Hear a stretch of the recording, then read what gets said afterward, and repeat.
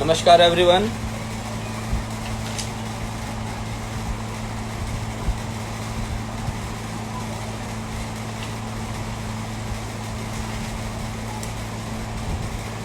नमस्कार, आदाब, hello everyone.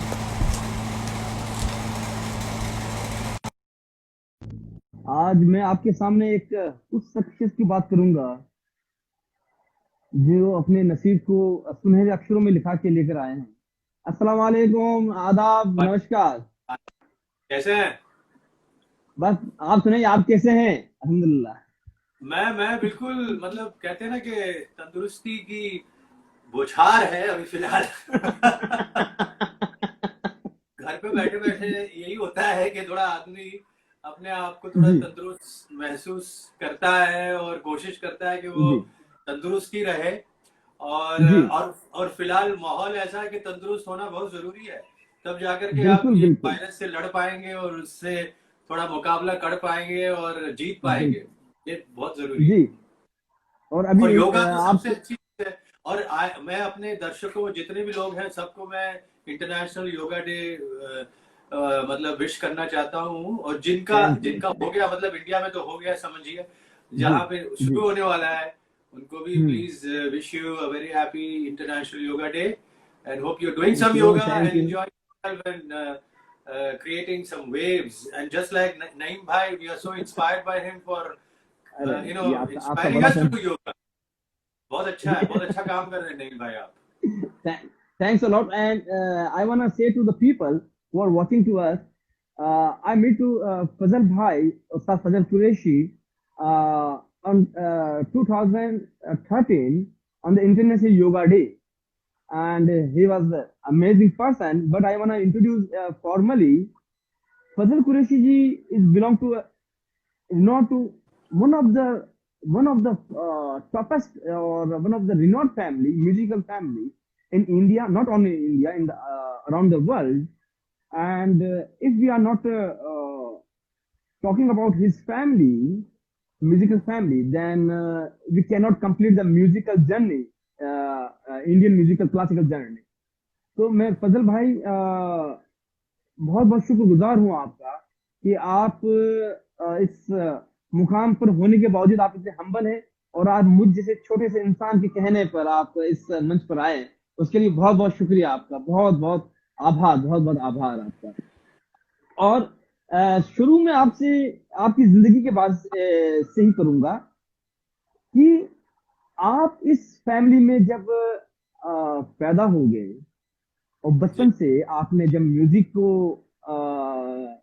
घुटी में कहते हैं ना कि मारवाड़ी में बोलते हैं हम लोग कि घुटी के साथ में आपने बिल्कुल। जब शुरुआत ही की है, तो म्यूजिकली शुरुआत जी, की है जिंदगी में, आपने जब होश संभाला, तो क्या आपके पास कोई ऑप्शन था या आपके दिल में कोई ऑप्शन आया कि मुझे कुछ और कर सकता हूं मैं, या आपका शुरू से रुझान म्यूजिकली फील्ड के या म्यूजिकली माइंड था आपका? आप प्लीज थोड़ा सा नहीं, बताइए क्योंकि हाँ मेरे लिए क्या है ना कि घर में ही म्यूजिक था। जैसे कहते हैं ना कि घर में ही हाँ उठते ही हम अब्बा जी के कॉन्सर्ट्स में जाना शुरू किए। हमारे फादर उस्ताद अल्लाह रखा जी के कॉन्सर्ट में जाया करते जी थे। और उनके और जब मैं छोटा था, जाकिर भाई में मुझे अपने साथ और जाकिर भाई में करीब 10 साल का फर्क है। तो मुझे ओहो और जाकिर भाई लेके जाया करते थे। मैं छोटा था, 6-7 साल का, मुझे लेके जाया करते थे प्रोग्राम में उनका। तो वो सुनता सुनता रह रहा था, मगर कभी मैंने ऐसा महसूस नहीं किया या सोचा नहीं, या कभी ऐसी जरूरत हम्म नहीं पड़ी कि भाई इसको मुझे अपना प्रोफेशन बनाना है या मुझे इसको सीखना है। और हाँ और ये सारी चीजें होती रही है। और अब्बा जी का जब एक फिल्म डिवीजन बनी थी, उनकी फिल्म डिवीजन वालों ने बनाई थी 1970 में, ऐसा कुछ थी, जी बनी थी। तो उस वक्त मैं 10 साल का था। तो वो अपना ओहो, जो फिल्म बनाने वाले थे, उन्होंने कहा कि भाई किसी ना किसी को घर से बजाना पड़ेगा। क्योंकि अच्छा क्योंकि जाकिर भाई उस वक्त अमेरिका में थे। अब्बा जी घूम रहे थे, हाँ बोले अब्बा जी वो तो बजा ही रहे हैं, मगर कोई और भी घर में से बजाए तो वो ज्यादा अच्छा रहेगा। ओहो तो अब हम लोगों ने हाँ कभी, तो मैं और तौफीक मेरा छोटा भाई, तो अब तो जो डायरेक्टर ने कहा कि भाई ये दो बच्चे हैं, इनको इनको हम बोलते हैं, ये लोग बजा लेंगे।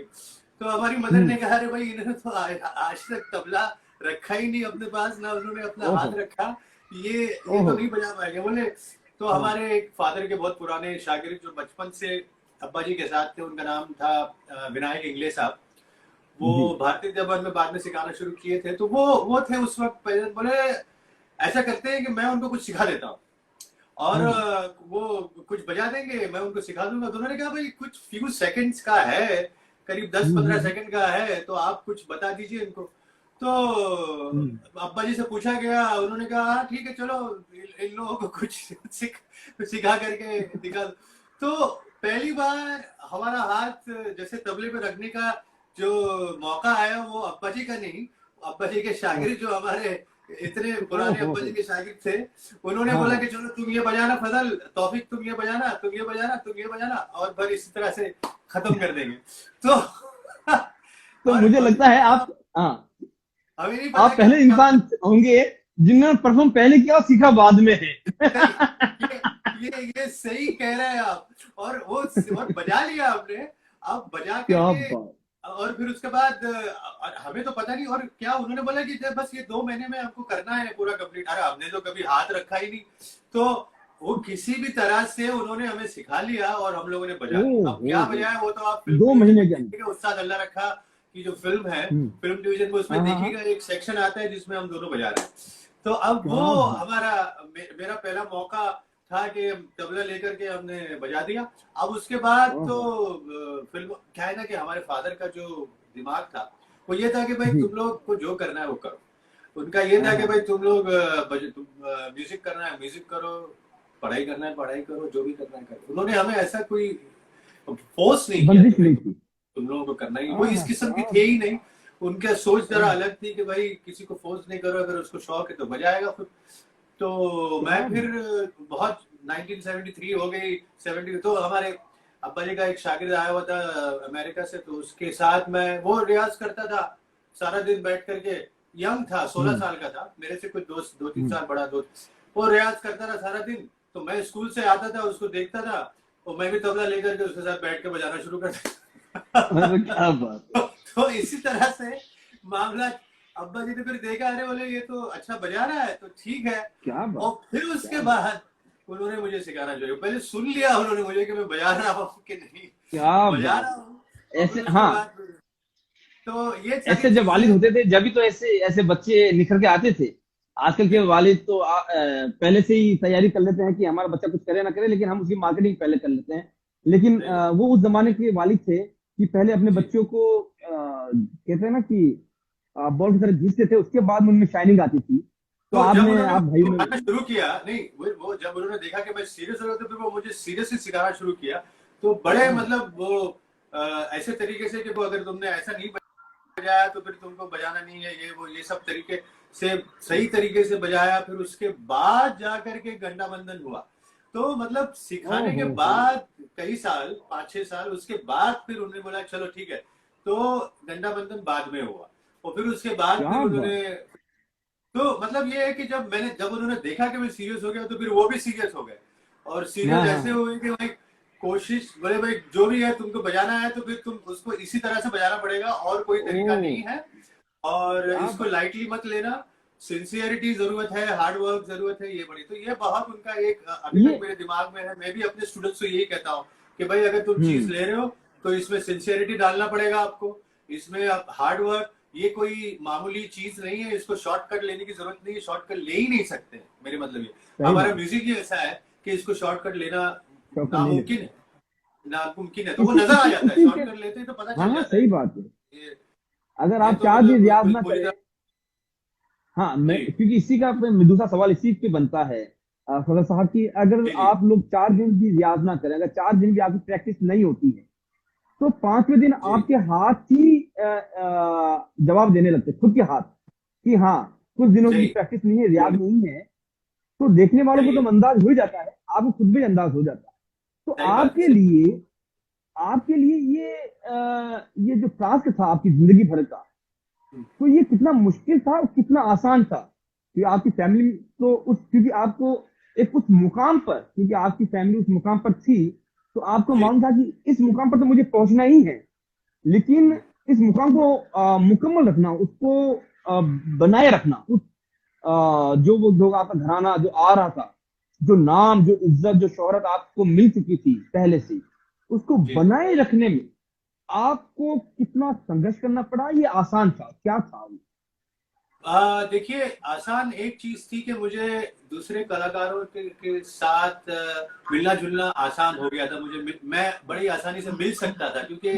क्योंकि वो लोग घर पे आया करते थे, मैं उनके घर चला गया, ये अब्बा जी के साथ, ये तो वो मिलने का वो वही एक चीज थी कि जो आसान थी। बाकी हाँ हाँ। सब बहुत मुश्किल था, क्योंकि लोगों की एक्सपेक्टेशंस, लोगों की जो दिमाग का जो सोच थी कि भाई इतनी, अगर मैं कलाकार हूँ, जब उन्होंने सुना कि भाई फजल कुरैशी सन ऑफ उस्ताद अल्लाह रखा ब्रदर ऑफ जाकिर, ये सुनते ही लोगों की एक्सपेक्टेशन यहाँ पहुंच जाती थी आसमान तक। जी जी और जी। फिर मैं ठहरा यंग आर्टिस्ट, मैं कोशिश हाँ ये हाँ। कर रहा हूँ कि भाई जरा मैं थोड़ा अपने जो जो भी मेरे से हो बनता है, जो भी मैं कर सकता हूँ मैं करूँ और आप लोगों के सामने पेश करूँ। मगर लोगों की एक्सपेक्टेशन यहाँ होती थी, अगर मैं यहाँ तक पहुंचूं तो वो लोगों को वो पसंद ही नहीं आता था। सेटिस्फाइड बोले नहीं? नहीं नहीं सही बात।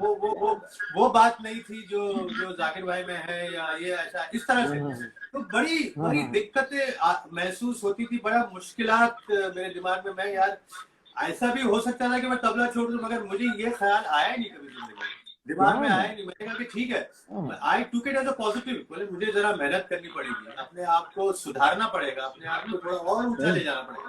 हाँ तो हाँ ये हाँ। सारी चीजें मेरे लिए बहुत ही मुश्किल थी, क्योंकि एक आदमी हो तो ठीक है, या तो दो आदमी, दो आदमी सही बात है, तो सही बात घर है। में दो आदमी थे कि जो जिनके साथ मुझे संघर्ष के दौर से गुजरना पड़ा, हाँ, मगर एक लेकिन मैं इसमें इसमें एक आपकी दाद देनी चाहिए जी कि आपका जो परिवार है, अगर मैं किसी दूसरे हिंदुस्तान के दूसरे परिवार से अगर मैं उनका मेल जोल करूं, तो मुझे एक नजर आता है कपूर खानदान। जी उसमें जी जैसे सब के सब नगीने निकले, तो जी जी जी भाई भी नगीने और उनके जो बाप दादा वो भी नगीने। तो आपके परिवार में ये चीज देखने को मिली कि कोई शम्मी कपूर है तो कोई राज कपूर है। ये अल्लाह ने आप लोगों को नवाजा, और आप लोगों ने ईमानदारी से अपने जी काम को, अपनी ईमानदारी से अपने काम को निभाया है। लेकिन जी जो मेरा दूसरा सवाल था वो यही था कि रूह का, आप क्या समझते हैं कि रूह का कितना बड़ा हिस्सा होता है या योगदान होता है, जी और जी what is contribution of your soul to perform your art? Correct. आपको क्या उसमें क्या लगता है? देखिए ना, आपका जो अंदर अंदर की जो रूह जो है ना, वो जब तक खुश नहीं हम्म। होगी, आपका म्यूजिक सही नहीं होगा।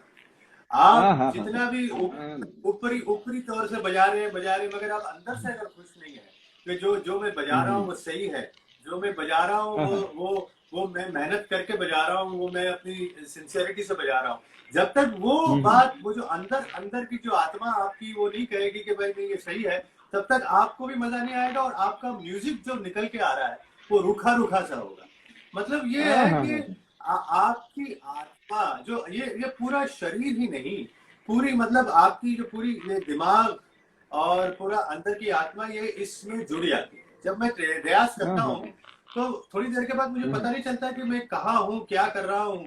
मैं हाँ एक उसमें खो जाता हूँ, क्योंकि वो बोल जो बज रहा है उसके अंदर आदमी इतना खो जाता है, तो वो क्या होता है कि तरह का मेडिटेशन हो जाता है। एक आदमी उसी पर बिल्कुल बोल पे ध्यान दे करके उसी को रियाज किए जा रहा है, उसी को वो किए जा रहा है, तो एक तरह का मेडिटेशन हो जाता है।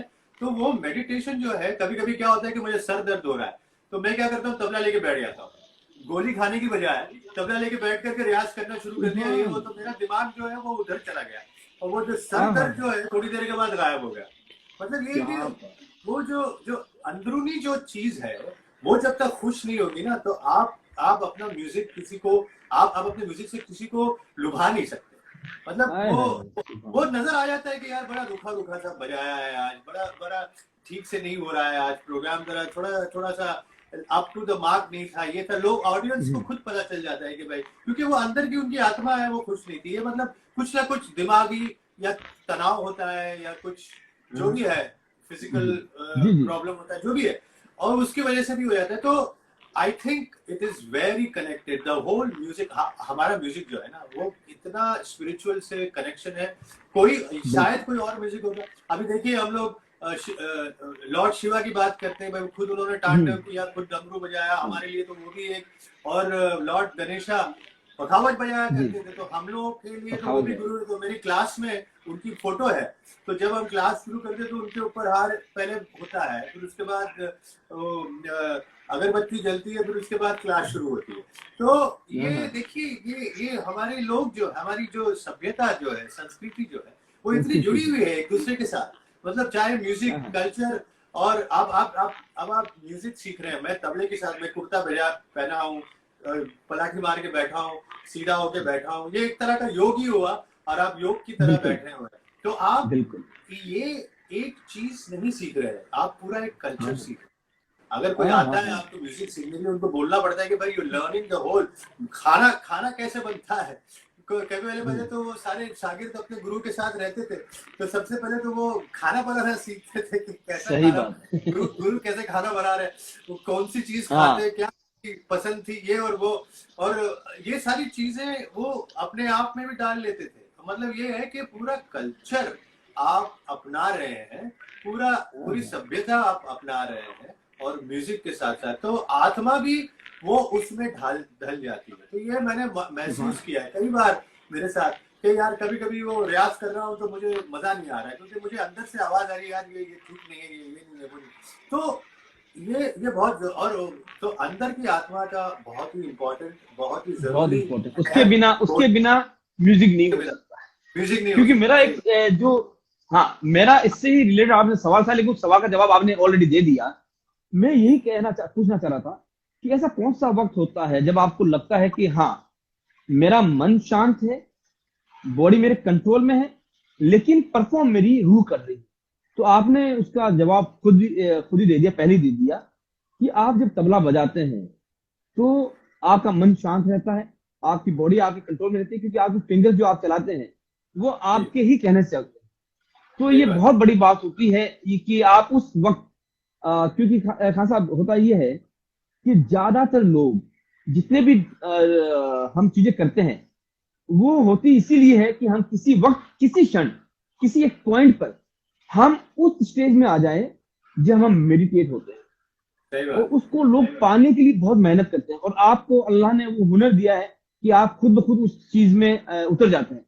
तो आप खुद मेडिटेट करते हैं। ये चीज मैंने जो आपने अभी कही है कि वो जो होता है, वो हमारे फादर में मैं रोज देखता था घर में। हमारी जो गैलरी थी वहां पे एक छोटी सी एक वो सोफा सा था, तो सवेरे उठ करके अब्बा जी वहां बैठ जाते थे, और वो जो हमारी जो खिड़की थी उससे बाहर, शिमला हाउस में, वहां से बाहर पूरा दरिया नजर आता था। तो वहां बैठे बैठे यार घर पे शोर गुल हो रहा है, सब इधर से उधर जा रहे हैं, क्या हो रहा है सब, मगर अब्बा जी वहां शांत से बैठे हुए हैं, और उनका दिमाग जो है उनके म्यूजिक में है, उनका दिमाग कोई कॉम्पोजिशन बना रहा है, उनका दिमाग, उनको लेना देना है नहीं, वो एक अलग ही किसी डिमेंशन में पहुंचे हुए हैं। वो सवेरे उठ के हम रोज उनको देखते थे कि अब्बा जी क्या कर रहे हैं, वो बस बैठ के उनका ये चल, घर में पूरा मतलब केओस, इतनी शोर, इतना वो, मगर वो तो उनका जो एक टांग का देख करके मुझे ऐसा लगता था कि भाई अगर कुछ करना है तो इनकी तरह करना है। ये जो इंसान जो बैठे हैं, ये मतलब इनकी जो आत्मा जो है वो ऊपर वाले से मिली हुई है, और जो भी कुछ करते हैं वो सीधा कनेक्शन उनके साथ हो जाता है, और वो आसपास क्या हो रहा है उनको कोई लेना देना नहीं, वो आराम से उनके साथ मतलब बैठ करके उनकी एक के बाद एक कॉम्पोजिशन आते रहती है, उनका ये हो रहा है, वो उनका बस, और फिर सडनली फिर बुलाएंगे हमको, अरे भाई इधर आओ बैठो, और ये सुनो, ये कॉम्पोजिशन याद करो, ये करो। जाकिर भाई और हम लोग बैठ गए आकर के, और अच्छा एक बार तो क्या हुआ, खाना खा रहे हैं हम लोग, खाना खाने टेबल पे बैठे हैं, और अब्बा जी को खाना खाते खाते कुछ याद आ गया। अब वो जब याद आया तो उन्होंने बोला, अरे सुनो, ये याद करो। अब सब लोगों ने खाना छोड़ के बैठ करके उनकी कॉम्पोजिशन सुन रहे हैं, और कॉम्पोजिशन याद कर रहे हैं। अब जाकिर भाई जो थे वो बड़ा क्विक, एकदम से पकड़ ले। तो अब मैं थोड़ा सा उनकी तरह तो इतना क्विक नहीं था, मगर थोड़ा स्लो। तो अब वो तो सीख लिए एक दो बार में। अब मेरी हालत खराब हो रही है, मैं अब्बा जी को कह नहीं सकता कि नहीं एक बार और सुना, एक बार और बताइए।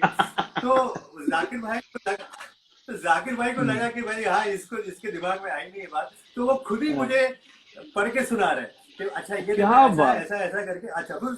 आहा, तो इसी तरह क्या से अब्बा जी के साथ सीखना का यही तरीका था कि वो अपनी आत्मा जो थी उनकी, वो किसी और लेवल पे थी सच्ची। अगर कुछ करना है, क्या बात। वो एक दरवेश दरवेश जैसे बोलते हैं ना, दरवेश वैसे थे।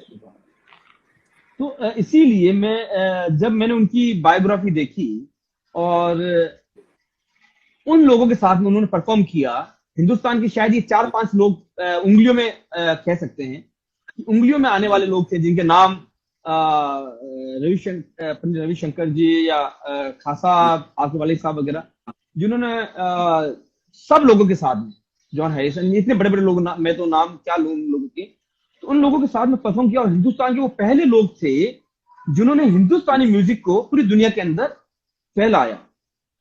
तो सही बात हिंदुस्तान में लाखों की तादाद के अंदर म्यूजिशियन थे, पहले से थे, लेकिन जी। वो उस लेवल पर थे। तो शायद यही वजह रही है कि अल्लाह ने उनको, उनकी जो कनेक्टिविटी थी, इसी सही वजह से सही है, उन्होंने सही हिंदुस्तानी संस्कृति को और उसको पहुंचाया और सही। आपने उस चीज को और आगे बढ़ाया। लेकिन खान साहब, आपको आपके संगीत के अंदर, तबले के जी। अंदर ऐसी कौन सी चीजें थी जो आपको याद हो आपके वालिद साहब की गुनगुनाई हुई या बोली हुई, जो लॉर्ड शिवा को या भगवान, जो भी हमारे हिंदू संस्कृति के अंदर भगवान माने जाते हैं, तो जी उनके जी। अंदर कौन से ऐसे अल्फाज थे या कौन सी ऐसी बातें थी जो आज तक आपको याद है आपके फादर की? ऐसी कोई चीज आपको याद है अभी?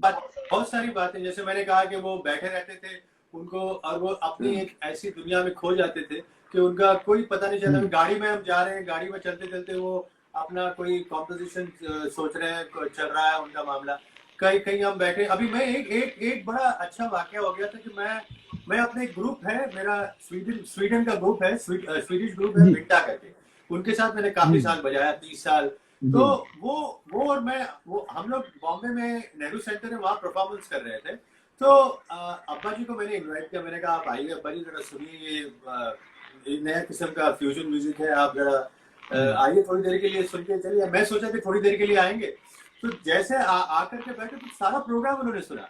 तो एनीवे, क्या, इंटरवल के पहले हमने एक पीस बजाया जिसका जो 6.5 मात्रे का था, जो मैंने कंपोज किया था। तो वो पीस जो था 6.5 मात्रे का था। तो 6.5 मात्रे का पीस हमने खत्म, उससे मेरा सोलो वोलो था, वो सब खत्म हो रहे इंटरवल हो गया। तो अम्मा जी, जी फिर ग्रीन रूम में आए पीछे, जी, और मैं क्या देखता हूँ कि उसी वक्त वहां सारे स्टूडेंट जमा हो गए और वहां क्लास शुरू हो गई थी ग्रीन रूम में अरे, बैठे बैठे, क्योंकि वो 6.5 मात्रा उनके दिमाग में आया।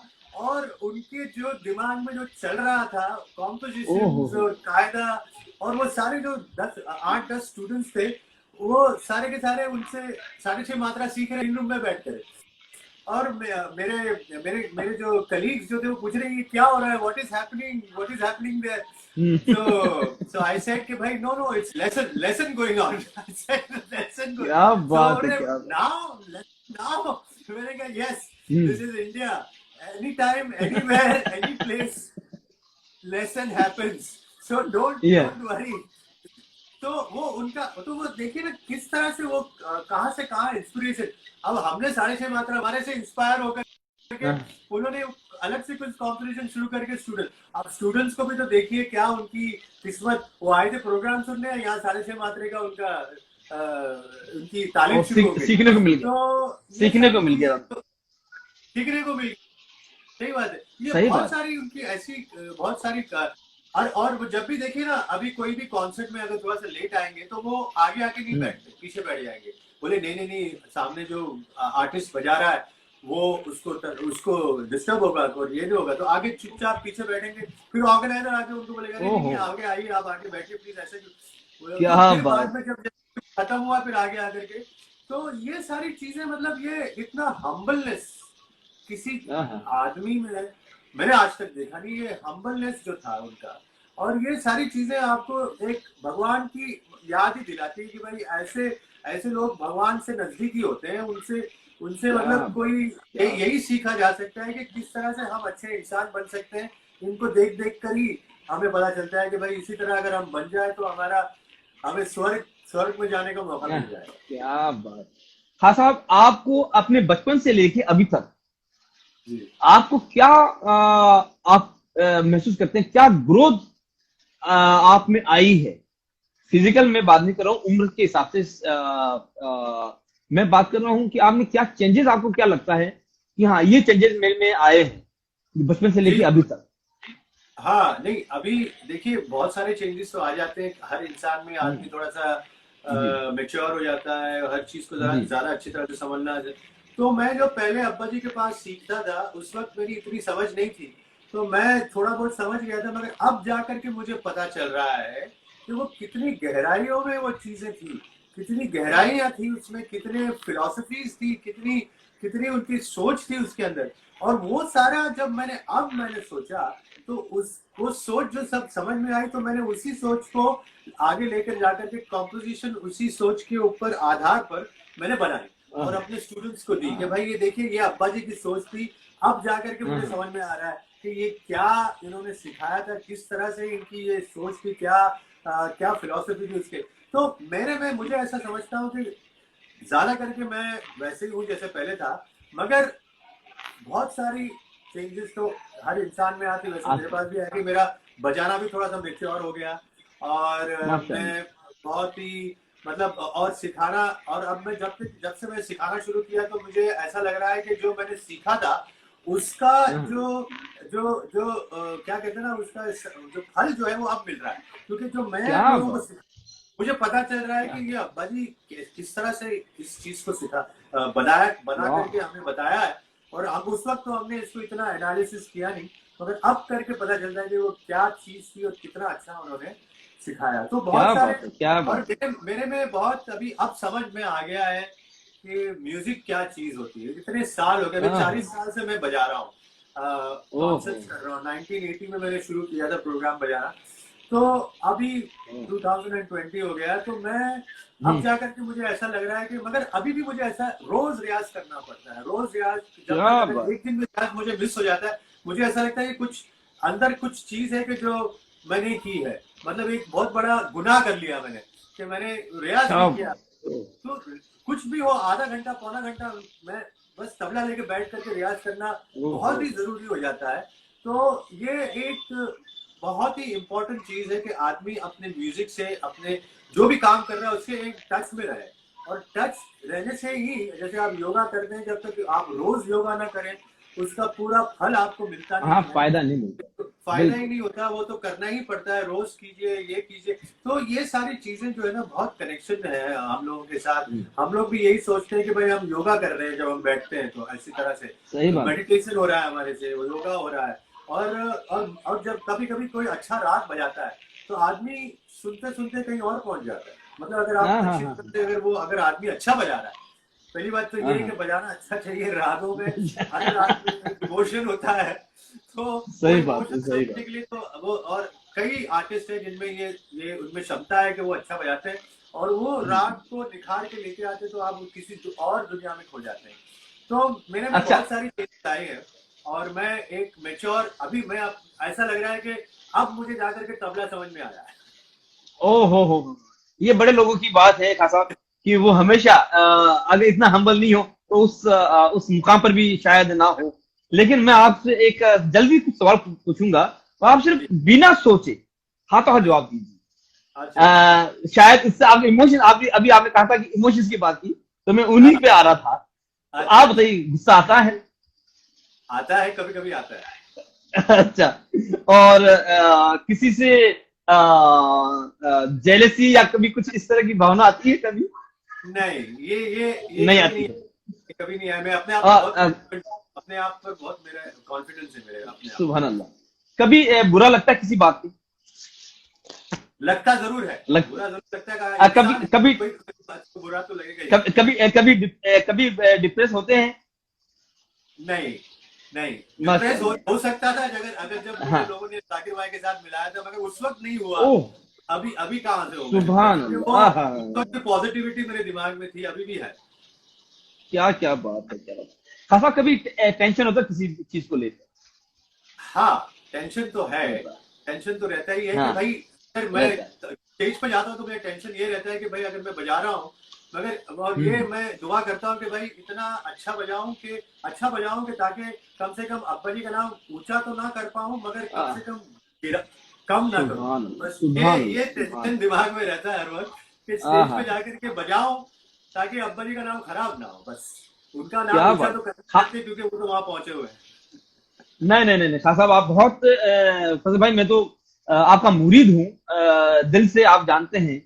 कहते हैं ना कि किसी को लता जी पसंद है, किसी को आशा जी पसंद है। सही तो बात है। सबकी अपनी अपनी चॉइस होती है, लेकिन लता जी अपनी जगह है, आशा जी अपनी जगह है। सही आप बात। ये नहीं कह सकते कि लता जी और आशा जी में कोई कुछ कंपैरिजन नहीं होता है। खास अब बात, ऐसे नहीं है। चमेली का फूल चमेली का होता है, गुलाब का गुलाब का होता है, और मोगरे का मोगरे का होता है।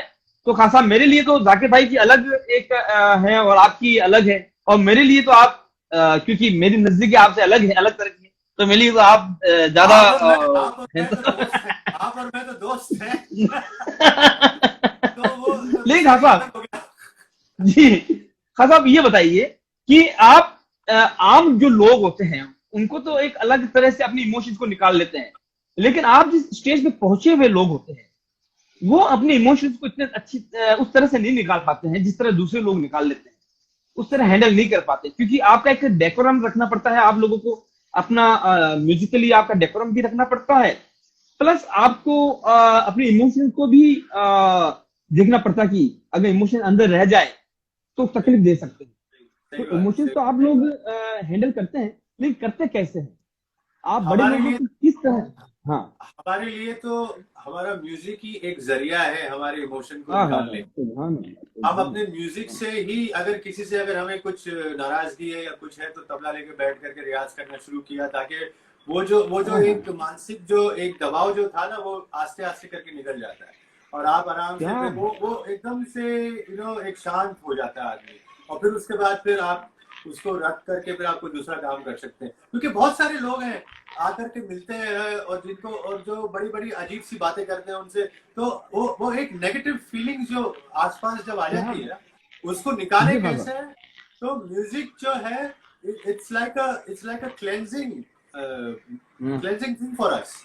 It's not only giving us hmm, the positivity, but it also cleanses us, hmm, and you can use it या as as yes as yes as something to channelize your energy, channelize your emotion, to take it yes, out all the negativity that has created by people around you.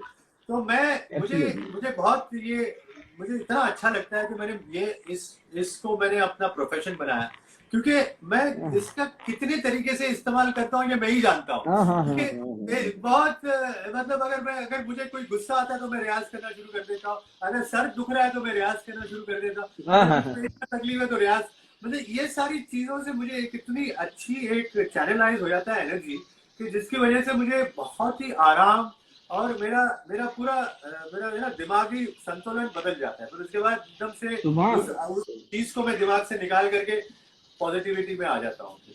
तो क्या बात। Music के जरिए ही हमारे लिए तो आप अपने यही इमोशंस को इसको आप अपने चैनलाइज, इमोशंस को आप कंट्रोल कर लेते इस नेगेटिविटी को हैं। चैनलाइज सुभान करके अपने हाँ अपने हाँ शरीर हाँ, से बाहर क्या निकाल लें, शरीर से बाहर निकाल खान लें। साहब, आपने जिस तरह अपनी जिंदगी को एक पॉजिटिव वे में लिया, जी और अभी के माहौल में अभी चाहे all over the world we can see there is a lot of negativity, so ji what is your suggestion how to deal a normal common people with the negativity, and how they can grow up through how they can get wisdom, और वो अपने correct. आप को जिंदगी में कैसे they can self promote या self growth कैसे हो सकती है, सो सही हाउ दे बात कैन गेट सेल्फ ग्रोथ, क्या भाई। आपका उनके लिए संदेश रहेगा?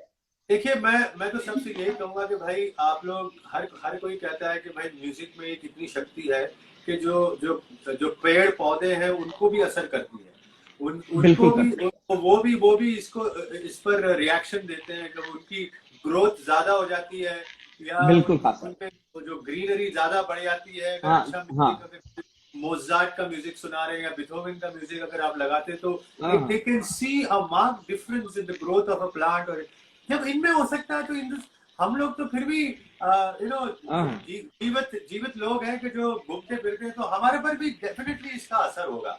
अच्छे म्यूजिक का सुभान असर अल्लाह, सब सुभान पे है, और ये मैंने देखा है कि आदमी, अभी देखे ना आप किसी मंदिर में जाओ तो भजन बज रहा है तो आदमी आराम से बैठ करके एक कोने में बैठ करके भजन सुन रहा है, और भजन सुनते ही उसका बिल्कुल मुझे एक किस्सा बड़ा अच्छा याद आया इस पर।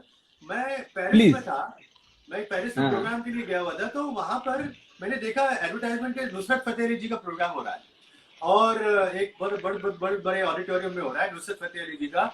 और तो वो ऑडिटोरियम का जो जो जो कर रहा था उसको मैं जानता था, तो मैंने कहा कि भाई मुझे आकर के सुनना है ये प्रोग्राम, मुझे मेरे लिए एक टिकट तुम यार बनाओ। और वो फ्रेंच था वो आदमी, तो उसने कहा कि जी। ठीक है you come and just sit at the back and all that. तो मैंने कहा ठीक है। मैं जब ऑडिटोरियम में भेजा, हाउसफुल, वो 2 दिन कर रहे थे, दोनों दिन का हाउसफुल था। और जब मैं अंदर गया तो सारे लोग जो थे फ्रेंच ओह लोग ही खड़े हुए थे, ना कोई इंडियन था ना कोई पाकिस्तानी। मुझे ऐसा लगा कि ओह मैं माय अकेला ही था वहां गॉड। पे बैठा हुआ कि जो अलग ही ओह हो। फ्रेंच लोग। अब नुसरत फतेह अली जी गाना गा रहे हैं, वो क्या गा रहे हैं, वो किस हाँ उनकी उर्दू, गाने के उर्दू मतलब क्या हाँ है उनको कुछ सही पता नहीं बात। चल रहा है। मगर वो जो लौ हाँ हाँ लौ जो बन गई ना उनके म्यूजिक से, उनके गाने हाँ से, हाँ हाँ और वो सुबह। फ्रेंच लोग इतना एंजॉय कर रहे थे, मैं बताऊं, मैं हाँ खुद हैरान था कि ये लोग समझ क्या रहे हैं, इनको तो लैंग्वेज भी ओह नहीं पता, हो मगर वो म्यूजिक सही उनको बात। कहाँ से कहाँ लेके गया। वो तो अपने उनका जो बहुत फेमस जो था, वो अली मौला जो चल रहा था, अली मौला अली मौला अली मौला अली मौला, वो जो चल रहा है, तो ये लोग भी साथ में गा रहे हैं। मतलब इन द हाँ हाँ सेंस के ये म्यूजिक का असर देखिए आप, ना उनको क्या लैंग्वेज का कुछ लेना देना, ना कोई वो क्या गा रहे हैं उसका क्या मतलब होता है, वो किस किस उसके क्या मतलब वो पेश करना चाह रहे हैं, वो कुछ नहीं, वो म्यूजिक जो था, वो हाँ हाँ म्यूजिक से तो उन्होंने शुरू उससे किया। उनकी एनर्जी, उनकी उनकी एनर्जी। वो सब ऐसे खुश होके बाहर निकले, मैं क्या बताऊं, उनको कुछ समझ में नहीं आ रहा है हाँ क्या हो रहा है, मगर ऐसे हाँ खुश हाँ होके बाहर निकले। तो मैंने बोला यार ये चीज है ना, इसी को कहते हैं म्यूजिक। कोई इसी को म्यूजिक मतलब कहते हैं। इसी को म्यूजिक कहते हैं। उसका असर देखिए क्या है, आदमी जो आके बैठा है वो खुश होके गया है। तो मेरा यही जी कहने का मतलब है कि आप म्यूजिक सुनिए, आप म्यूजिक सीखिए, आप योगा कीजिए। योगा मैं समझता हूँ कि इससे बेस्ट चीज तो कोई है ही नहीं, कि जिससे नेगेटिव एनर्जी फौरन आपके कहते हैं ना कि बॉडी से निकल के बाहर चले आती है, और आपका दिमाग एकदम संतुलन। मैं अपने एक्सरसाइज करता हूँ रोज 1 घंटा, जी उसमें जी। सबसे पहले मैं सूर्य नमस्कार से शुरू करता हूँ। फिर सूर्य हाँ आपने बताया था। नमस्कार हाँ 10-15 मिनट सूर्य नमस्कार करता हूँ, फिर उसके बाद मैं अपनी दूसरे एक्सरसाइज करके, फिर एंड में जब मैं खत्म करता जी हूँ तो उसके बाद अपने आप को शांत करने के लिए मैं पूरा प्राणायाम करता हूँ। प्राणायाम हाँ हाँ हाँ सारे के सारे प्राणायाम करके फिर उसके बाद मेडिटेशन करता हूँ 15 मिनट। उसके बाद फिर मेरे शरीर को शांत करके उसके बाद फिर मैं दूसरी चीजें करता हूँ। तो मैं कह रहा हूँ क्या कि वो जो एक्सरसाइज करके जो मजा आता है, उससे ज्यादा दुगना मजा मैं जब प्राणायाम और मेडिटेशन करता हूँ। एकदम जो हाँ शरीर हाँ जो शांत हो गया ना, जितने जो टेंशन जो रहता है दिमाग में वो ऐसा निकल गया कि पूछो मत। एकदम हाथ पैर एकदम रिलैक्स होकर के बैठ जाता हूँ मैं, इतना इतना मजा आता है। मैं कह रहा हूँ कि जी इससे जी। बड़ी चीज कोई है नहीं। और योगा हुआ, म्यूजिक हुआ, और योगा और म्यूजिक को मिक्स कर दो तो उससे बड़ा कॉम्बिनेशन तो कोई हो ही नहीं सकता। और वो हमने किया हुआ है उसका तो थोड़ा बहुत तो मैं समझता और हूँ खासा। कि योगा कीजिए, म्यूजिक सुनिए, इससे बड़ी कोई कोई तो मतलब कहता है आपका कि आपका संदेश यही है दुनिया को कि थोड़ा सा वक्त आप निकालिए कि जिसमें आप थोड़ा सूफियाना हो, थोड़ा सही सा बात, आध्यात्मिकता हो, थोड़ा सा स्पिरिचुअलिटी हो, ये सही चीज बात। करें। और ये संदेश के साथ में मैं आज का इस कार्यक्रम का स्पिरिचुअल टॉक हुआ मैं समापन करूंगा, लेकिन उससे पहले मैंने कुछ चीजें आपकी बातें जो आपके दिल दिमाग रूह के अंदर जो बातें थी जो सामने निकल के आई उसको मैं जरूर मेंशन करना चाहूंगा। जी हर इंसान, योग में कहा जाता है कि अभ्यास और आस्था, अभ्यास यानी रियाज प्रैक्टिस और आस्था बिलीफ, ये दो हमारे अलग पंख होते हैं, पंछी के दो पंखों की तरह। अगर अभ्यास नहीं है, प्रैक्टिस नहीं है, रियाज नहीं है तो आप एक पंख से नहीं उड़ सकते। आप सिर्फ एक आपके बिलीफ से नहीं उड़ सकते। तो आपका ट्रस्ट और आपका अभ्यास, ये दोनों चीज आप में अंदर आपके वालिद साहब ने आपके अंदर दी और आज उसका असर ये है कि आपने अपने वालिद साहब का नाम ऊंचा ही किया है। दूसरा, आपने कहा कि हम्बलनेस, आपके फादर जब पीछे बैठते थे तो पीछे के बाद में पीछे की कोई जगह होती नहीं है। तो ये जो उनका ख्याल था कि अगर इस तरह पीछे बैठ जाएं तो उसके बाद में किसी को डिस्टर्बेंस नहीं, क्योंकि इतने बड़े कलाकार थे, उनको देखकर भी लोग झिझक जाते थे शायद। तो ये जो सोच थी, ये कितनी डीप रही होगी उस इंसान में जिनके आप साहबजादे हैं, और वही सोच आपने अपने अंदर लेके आए कि आप इतना हम्बल हैं। आज आपकी बातचीत से भी लग रहा है, और हमेशा मैं तो जानता हूँ आपको, लेकिन जो लोग सुन रहे हैं उनको ये जरूर मालूम होना चाहिए कि हम्बलनेस सबसे पहली जरूरत है आपको बड़ा इंसान और शांत इंसान और खुशहाल इंसान होने के लिए। और जिस तरह आपने कहा खासा कि दरवेश वाली जो फीलिंग आती है, जो लोग दरवेश वाली या फकीरी वाली, जो संत वाली उस चीज में रहते हैं, वही चीज उनको आगे बढ़ा देती है। तो आप लोगों को शायद उन्हीं चीजों ने आगे बढ़ाया है। आप बड़े लोगों से मिले तो जरूर, लेकिन जब तक आपकी रूह काम नहीं करे आप बड़े आदमी नहीं हो सकते। तो ये सारी चीजें आपके अंदर थी, और मैं उम्मीद करता हूँ कि जो इस चीज को सुन रहे हैं और जो बाद में इसको सुनेंगे या देखेंगे, वो आपसे इंस्पायर हो, आपसे कुछ सीखने को मिले। और हम यही उम्मीद करते हैं अल्लाह आपकी लंबी उम्र करे, और जितना आप दे रहे हैं दुनिया को उतना आपको हम तो क्या वापस रिटर्न करेंगे, लेकिन अल्लाह और वो मालिक, वो भगवान, वो ईश्वर, वो परम पिता परमेश्वर आपको रिटर्न करेगा। आपका बहुत बहुत शुक्रगुजार आपका खासा, बहुत बहुत शुक्रगुजार। Thank you for inviting me. Thank you everyone who has joined us. Thank you for listening to us. And thank you very much for everything. Thank you. Happy Yoga Day. Thank you very much. Thank you. Thank you, नमस्ते, अस्सलाम वालेकुम। Walaikum.